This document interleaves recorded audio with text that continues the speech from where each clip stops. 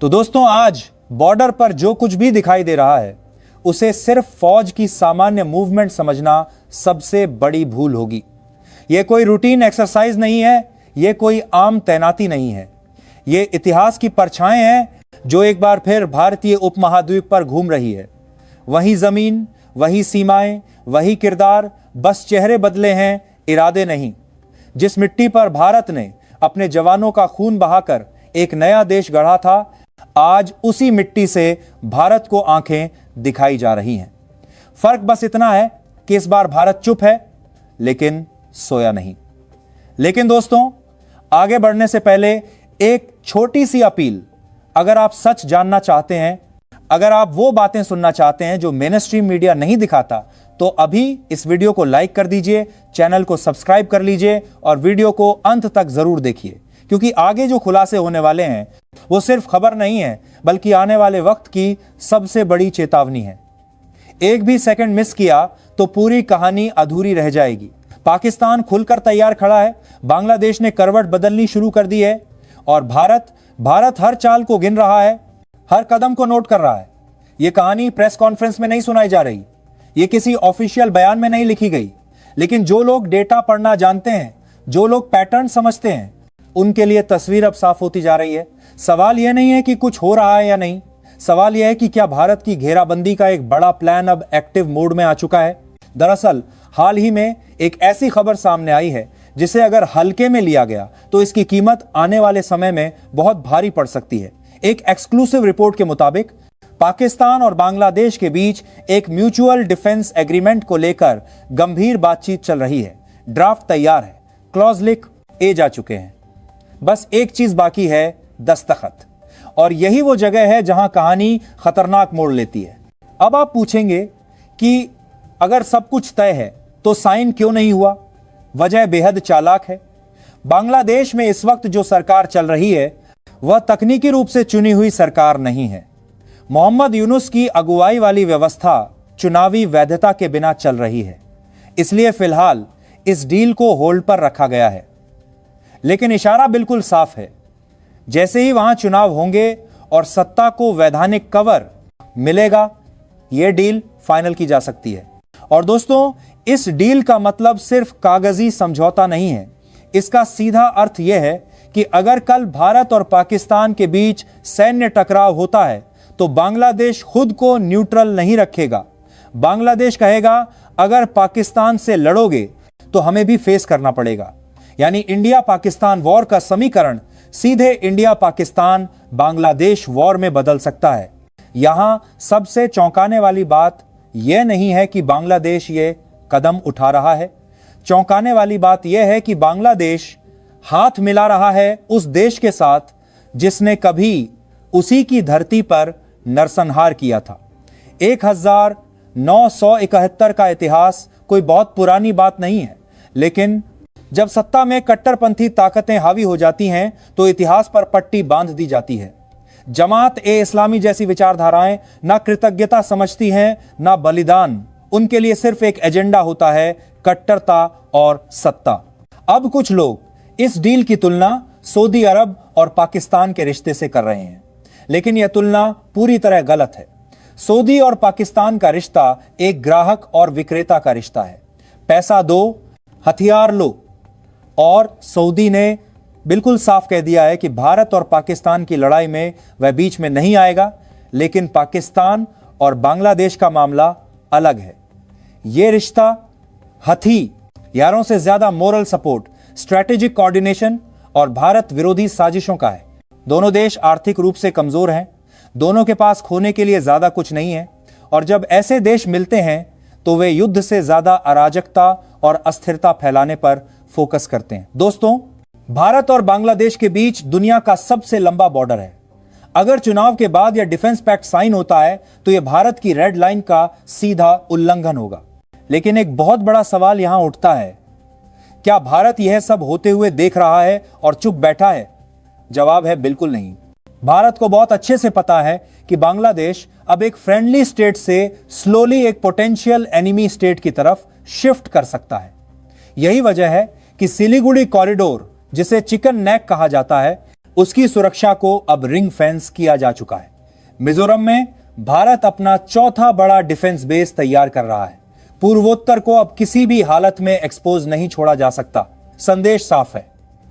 अगर यह defence pact sign होता है तो बांग्लादेश के चारों तरफ ऐसी स्ट्रैटेजिक फील्डिंग होगी कि उसके नतीजे उन्हें लंबे समय तक भुगतने पड़ेंगे। लेकिन कहानी यहीं खत्म नहीं होती। अब सवाल यह उठता है कि इस पूरे एक्सिस के पीछे कौन है? क्या यह सिर्फ चीन का खेल है या पश्चिमी देश भी भारत को बॉक्स करने की कोशिश में लगे हुए हैं? चीन का रोल तो लगभग ओपन सीक्रेट है। हथियारों की सप्लाई, इंफ्रास्ट्रक्चर सपोर्ट और बैकडोर डिप्लोमेसी सब कुछ चल रहा है। लेकिन पश्चिमी देशों का रोल कहीं ज्यादा खतरनाक और दोहरा है। हाल ही में एक कट्टरपंथी नेता की मौत पर जिस तरह अमेरिकी और यूरोपीय दूतावासों ने शोक जताया, उसने कई सवाल खड़े कर दिए हैं। वही नेता जो खुलेआम भारत के खिलाफ जहर उगलता था, जिसके भाषणों में भारत के टुकड़े करने की बातें होती थी। पूर्व विदेश सचिव भी इशारों में यह कह चुके हैं कि पश्चिमी देश बांग्लादेश में एंटी इंडिया सेंटीमेंट को हवा दे रहे हैं। सवाल सीधा है, क्या चीन और पश्चिम पहली बार भारत को घेरने के लिए एक ही पेज पर आ गए हैं? इसका जवाब छिपा है बांग्लादेश के आने वाले चुनावों में। पाकिस्तान की खुफिया एजेंसी वहां पूरी ताकत झोंक चुकी है ताकि कट्टरपंथी ताकतें जीतें। अगर ऐसा होता है तो डिफेंस ट्रीटी लगभग तय है।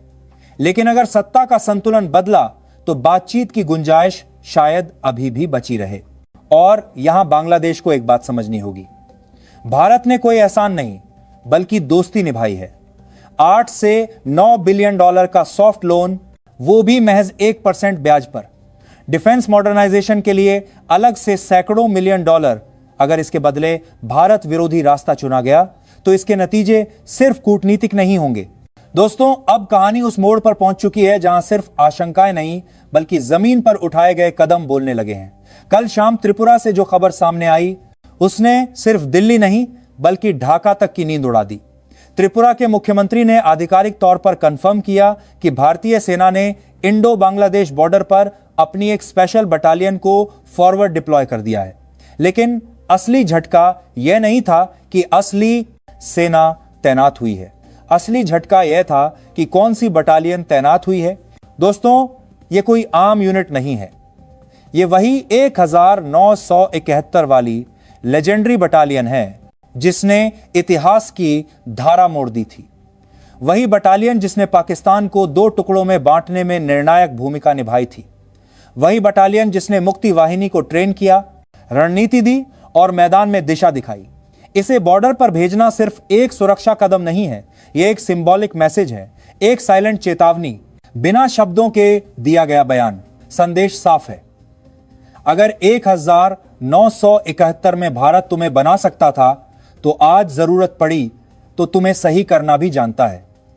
यह कोई धमकी नहीं है, यह इतिहास का रिमाइंडर है। और इसी बीच बांग्लादेश की राजनीति में भी भूचाल आ चुका है।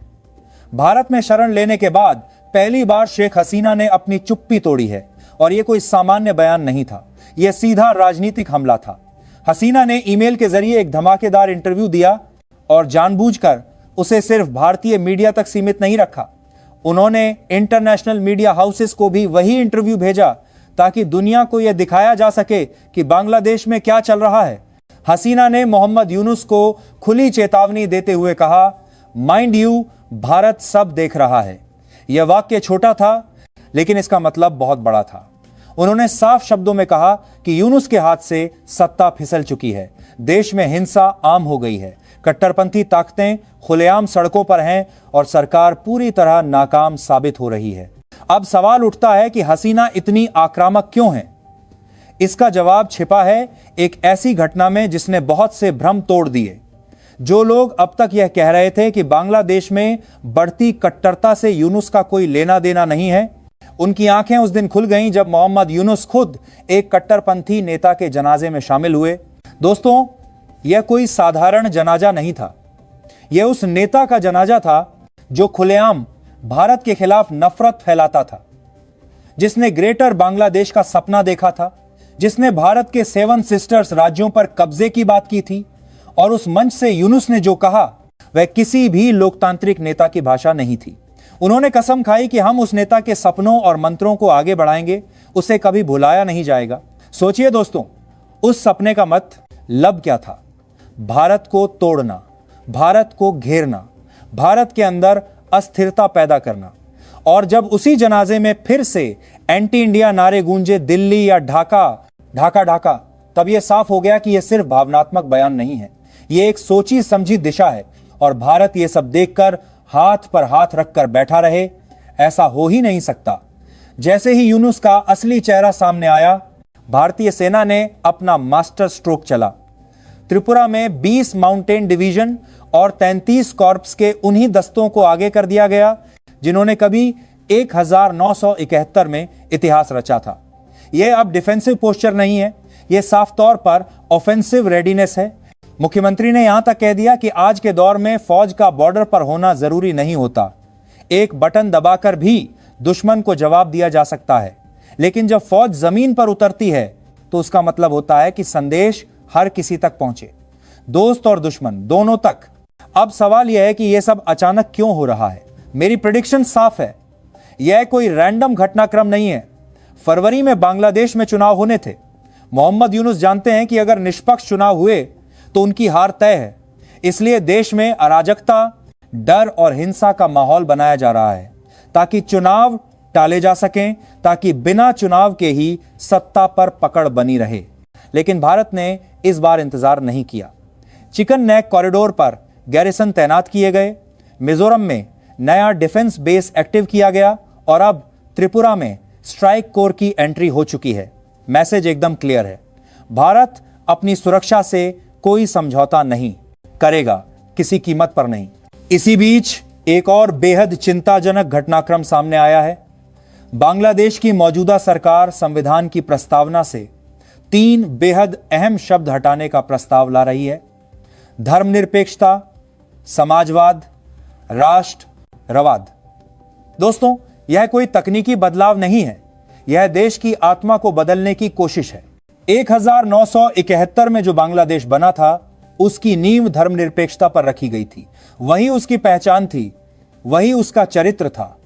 अब अगर यह शब्द हटते हैं तो बांग्लादेश सिर्फ राजनीतिक रूप से नहीं, वैचारिक रूप से भी एक नया देश बन जाएगा। और यह नया देश भारत के लिए कहीं ज्यादा खतरनाक होगा। यह साफ संकेत है कि कट्टर ताकतें अब सिर्फ सड़कों या भाषणों तक सीमित नहीं हैं। अब वह संविधान के जरिए देश को अंदर से बदलना चाहती हैं, और यही सबसे बड़ा खतरा है। तो दोस्तों, आज जो कुछ हम बॉर्डर पर राजनीति में और कूटनीति के गलियारों में घटता देख रहे हैं, वह किसी एक दिन की घटना नहीं है। यह एक लंबी, गहरी और बेहद खतरनाक प्रक्रिया का परिणाम है, जिसे अगर समय रहते नहीं समझा गया तो इसके असर सिर्फ सीमाओं तक सीमित नहीं रहेंगे, बल्कि पूरे भारतीय उपमहाद्वीप की स्थिरता को झकझोर सकते हैं। बांग्लादेश, जो कभी भारत की मदद से आजाद हुआ था, आज उसी भारत के खिलाफ खड़े होने की दिशा में बढ़ता दिख रहा है। और यह बदलाव अचानक नहीं आया है, बल्कि इसे योजनाबद्ध तरीके से तैयार किया गया है। यह साफ हो चुका है कि बांग्लादेश की मौजूदा सत्ता सिर्फ प्रशासनिक कमजोरी नहीं दिखा रही, बल्कि वैचारिक रूप से भी एक खतरनाक मोड़ पर खड़ी है। संविधान से धर्मनिरपेक्षता, समाजवाद और राष्ट्रवाद जैसे शब्द हटाने की कोशिश यह साबित करती है कि अब मामला सिर्फ सरकार बदलने का नहीं, बल्कि देश की आत्मा बदलने का है। जब किसी देश की मूल विचारधारा बदली जाती है, तो उसके पड़ोसियों के लिए खतरा कई गुना बढ़ जाता है। भारत यह खतरा समझ चुका है, और इसी वजह से अब सिर्फ बयान नहीं, बल्कि जमीन पर ठोस एक्शन दिखाई दे रहा है। 1971 की बटालियन का बॉर्डर पर उतरना कोई सामान्य सैन्य फैसला नहीं है। यह इतिहास की सबसे सशक्त भाषा में दिया गया संदेश है। यह बताने के लिए काफी है कि भारत अपनी सुरक्षा को लेकर अब किसी भ्रम में नहीं है। भारत यह साफ कर चुका है कि दोस्ती की एक सीमा होती है, लेकिन राष्ट्रीय सुरक्षा पर कोई समझौता नहीं हो सकता। अगर कोई देश भारत की मदद लेकर, भारत के पैसों से खड़ा होकर भारत के खिलाफ ही साजिश रचने लगे, तो जवाब भी उसी स्तर का मिलेगा। पाकिस्तान और बांग्लादेश के बीच संभावित डिफेंस एग्रीमेंट इस पूरे घटनाक्रम को और भी गंभीर बना देता है। यह सिर्फ 2 देशों का समझौता नहीं, बल्कि भारत के खिलाफ एक नए फ्रंट की तैयारी है। इसमें चीन की भूमिका छुपी नहीं है, और पश्चिमी देशों का दोहरा रवैया भी अब धीरे धीरे उजागर हो रहा है। लेकिन इतिहास गवाह है कि जब जब भारत को घेरने की कोशिश की गई है, तब तब भारत और ज्यादा मजबूती के साथ खड़ा हुआ है। आज भारत डिफेंसिव नहीं बल्कि स्ट्रैटेजिक और ऑफेंसिव रेडीनेस की स्थिति में है। चिकन नेक कॉरिडोर से लेकर मिजोरम और त्रिपुरा तक जो तैयारियां हो रही हैं, वे ये साफ बताती हैं कि भारत किसी भी हालात के लिए तैयार है। यह सिर्फ फौज की तैनाती नहीं बल्कि यह भरोसा है कि देश सुरक्षित हाथों में है। अब गेंद बांग्लादेश के पाले में है। उसे तय करना होगा कि वह इतिहास से सबक लेकर स्थिरता और विकास का रास्ता चुनता है या कट्टरपंथ और बाहरी ताकतों के इशारों पर चलकर खुद को अंधेरे में धकेल देता है। भारत ने दरवाजे बंद नहीं किए हैं, लेकिन चेतावनी साफ है। दोस्ती सम्मान पर टिकती है, साजिश पर नहीं। अंत में इतना ही कहेंगे दोस्तों, भारत शांति चाहता है, कमजोरी नहीं। भारत दोस्ती निभाता है लेकिन धोखे का जवाब भी देना जानता है। और अगर इतिहास को दोहराने की कोशिश की गई तो भारत उसे फिर से लिखने की ताकत भी रखता है। जय हिंद।